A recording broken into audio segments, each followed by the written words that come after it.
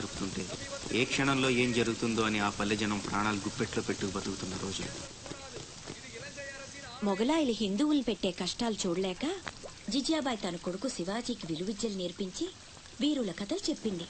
తన కొడుకులో పౌరుషాన్ని రెచ్చగొట్టి వాళ్ల మీద తిరగబడేలా చేసింది. అప్పటి మొగలాయిల సేనాధిపతిగా అఫ్జల్ ఖాన్ అని ఉండేవాడు. వాడు పొడుగ్గా 7 అడుగులు ఎత్తున రాక్షసుల్లా ఉంటాడు. వాడు కూడా శివాజీని ఏం చేయలేకపోయాడు. అందుకని సంధికని పిలిచి కౌగిలించుకున్నట్టు నటించి వీపులో కత్తితో పొడిచాడు. అమ్మో, శివాజీ చచ్చిపోయాడా? లేదురా, శివాజీకి ఉక్కు కవచం ఉంది. ఇనపగోళ్లతో అఫ్జల్ ఖాన్ గుండెని 2గా చీల్చేశాడు. అది చూసి జనం ఛత్రపతి ఛత్రపతి అని శివాజీని పొగిడారు. ఛత్రపతి అంటే ఏంటమ్మా? తన కోసం తను బతికేవాడు మనిషి, నలుగురు కోసం బతికేవాడు ఛత్రపతి. తర్వాత ఏమైందమ్మా? తననంత వాణ్ణి చేసిన తల్లి కోసం శివాజీ పెద్ద కోట కట్టించి బంగారు ఉయ్యాలు చేయించి అమ్మను బాగా చూసుకున్నాడు. నేను కూడా పెద్దయ్యాక నీకోసం పెద్ద మేడ కట్టిస్తానమ్మా. నీకు ఈ కష్టాలు ఏవీ లేకుండా చేస్తాను. నేను మహారాణిలా చూసుకుంటానమ్మా.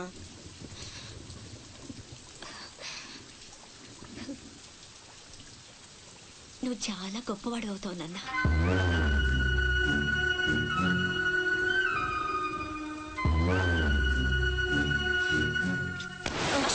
నువ్వేంట్రా మామకి ఇల్లు కట్టించేది? పోయి మీ అమ్మ కట్టించుకో.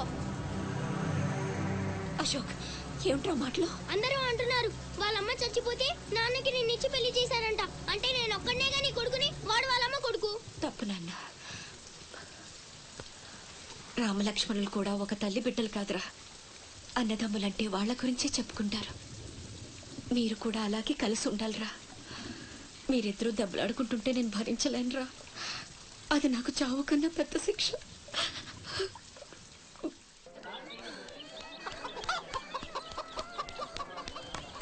అమ్మా అమ్మా అమ్మా, ఈరోజు నీ పుట్టినరోజు కదమ్మా. నీకు ఇష్టమని జంట మామిడి పళ్ళు తెచ్చాను.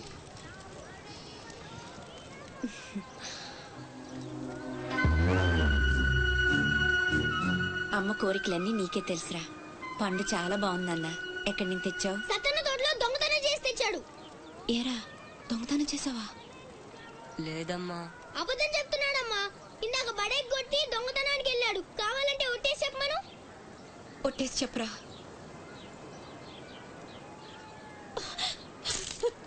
దొంగతనం చేస్తావరా? నువ్వెంతో గొప్పడు అవుతావని ఊహించుకున్నాను. ఇదా నువ్వు చేసిన పని? ఇంకెప్పుడైనా చేస్తావా? చేస్తావా? చెప్పు.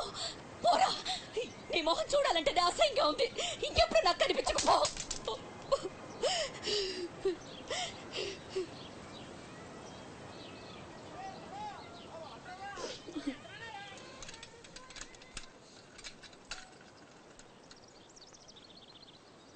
పుల్లయ్యగాడు ఊరగాయకు వందకాయ అడిగాడు, ఇచ్చావా? ఇచ్చాను. సత్తన్నా, ఏంటమ్మా? మా పెద్దబ్బాయి వీటిని మీ తోటలో దొంగతనం చేశాడు. క్షమించన్నా. బలేదానివమ్మా. ఇది నీకు ఇష్టం అని అడిగాడు. దానిదే ఉంది, తీసుకెళ్ళరా అంటే నాకు ఒట్టినే వద్దు అని తోటలో సందటాల దాకా పనిచేసి మరీ తీసుకొచ్చాడమ్మా. ఇంకో 4 పట్టుకెళ్ళరా అంటే నేను మా తమ్ముళ్లాగా ఈ జంట మామిడి పళ్ళు అంటే మా అమ్మకి ఎంతో ఇష్టమని కోసుకెళ్ళాడట.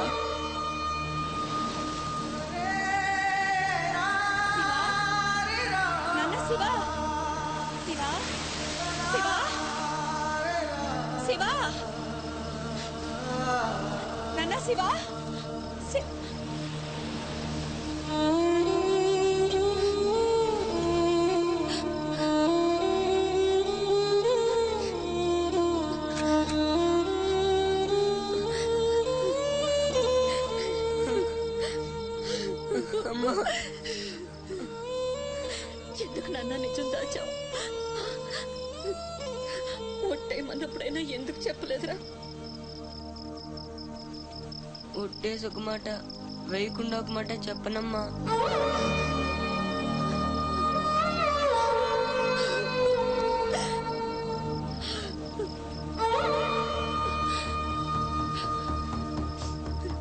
ఇంటికి వెళ్దాం పోదు నాన్న. నిద్ర వస్తుంది. కాసేపు నీ ఒళ్ళో పడుకుంటానమ్మా.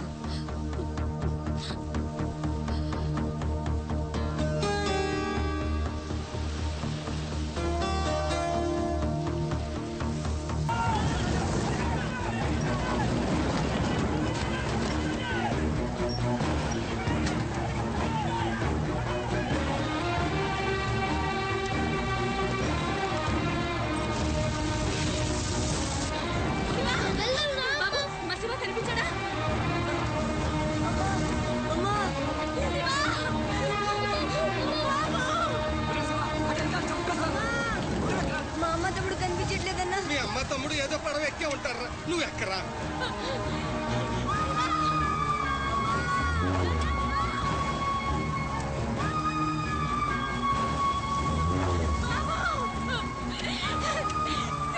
అమ్మా అన్నయ్య అక్కడమ్మా లోపల ఉండిపోయాడు.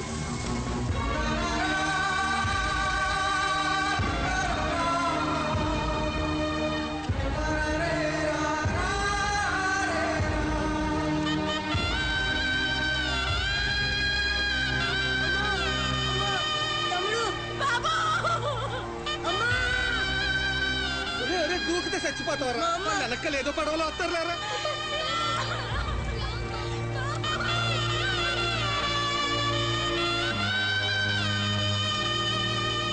పడవలైపోతున్నాయి. రండమ్మా రండి.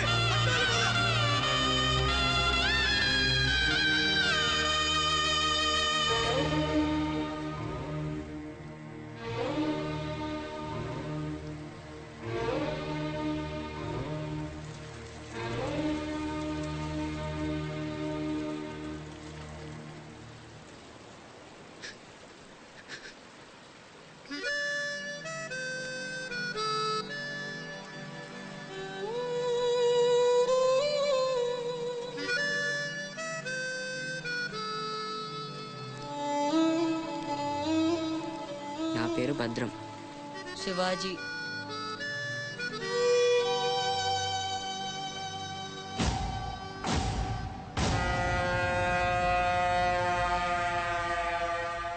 బాజీరావు గారు, వీళ్లతో కలిపి ఇప్పటి వరకు వెట్టి చాకిరీకి అదే మీరు చేరదీసిన కాంతిసీకుల సంఖ్య 3000కు పైమాటే. మరి మాకు కూడా థ్యాంక్ యూ సార్. వాళ్ళకి పొజిషన్ ఏంటో ఓసారి చెప్పు. అలాగే సార్. చూడండి, మీరంతా ఈ దేశంలోకి దౌర్జన్యంగా ప్రవేశించారు. న్యాయంగా అయితే మిమ్మల్ని వెనక్కి తరిమెయ్యాలి. కానీ అన్న బాజీరావు గారు మీ మీద జాలి పడుతున్నారు. కాబట్టి మేము చూసి చూడనట్టుంటాం. గుట్టుగా కాగితాల మీద సంతకాలు చేసి ఆయన పెట్టింది తిని బతకండి.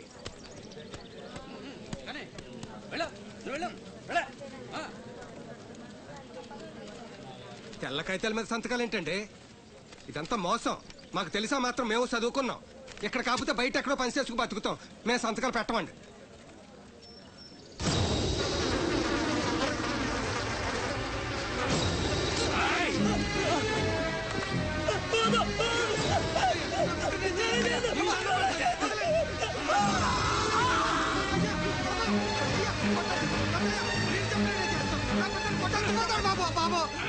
నా బిడ్డ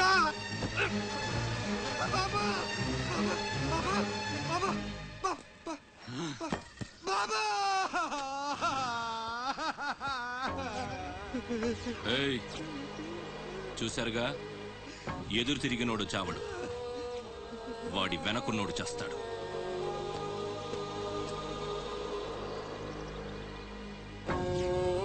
ఈ షిప్పులకి సరుకెత్తడం దించడం నా లీగల్ వ్యాపారం. దాని వెనక జరిగే చీకటి వ్యాపారం వేరే ఉంది. అదే నన్ను విశాఖపట్నానికి ఇంటల్లుడిని చేసింది. స్మగుల్డ్ గుడ్స్ని షిప్పు ఒడ్డుకొచ్చాక దించడం కష్టం. అడ్డమైన గాడిదలందరినీ మేపాలి. అందుకని షిప్పు సముద్రంలో ఉండగానే ఆ సరుకుని ఒడ్డుకు చేర్చాలి. అది మీరు చెయ్యాల్సిన పని. ఇల్లీగల్ వ్యాపారం కాబట్టి వేరే గ్రూపులు ఉంటాయి. సరుకు కోసం దాడులు జరుగుతాయి. అవతల వాళ్ళకి భయపడో, పోలీసులకి జడిసో సరుకు అక్కడ వదిలి రావద్దు. పొట్టి చేతులతో ఇక్కడికొస్తే అక్కడ మిగిలిన ప్రాణాలు ఇక్కడ.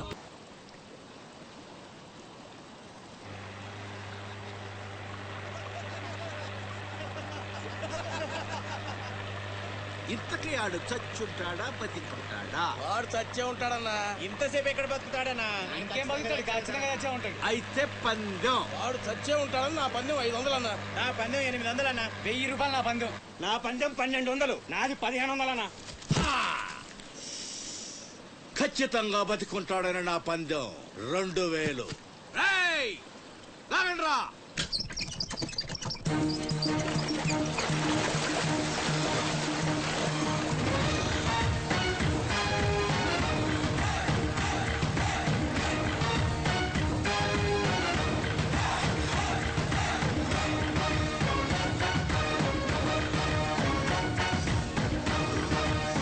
నాకు తెలుసు ఆడు చావడని. ఆడి బాడీ బాక్స్ ఆఫీస్.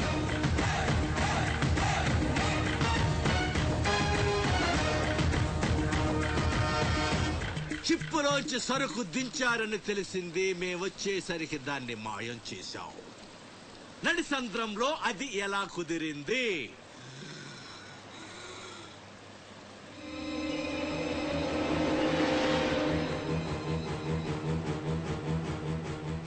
సొరచాప. మళ్ళీ పందెం. ఈసారి కిందకు దించితే ఆ చేప ముందు వీడి తల తింటదా, మొండెం తింటదా? మెత్తగుంటది కదన్నా, ముందు మొండమే తింటది. యాదవ్వా, ఆ చేపకు ఏ మాత్రం బుర్రున్నా ఈడి గ్లామర్ చూసి ముందు తల తినేస్తది. దించదమ్మా, దించండి. చెప్తున్నాడు రా, చెప్పేస్తున్నాడు రా. చెప్తాడన్నా. చెప్పమ్మా. ఇప్పుడే వదిలే, నీ ఒక్కడి కాళ్ళు ఎర్రకొడతా. ఇంకా లేట్ అయిందంటే మీ అందరి కాళ్ళు ఇరిగిపోతాయి.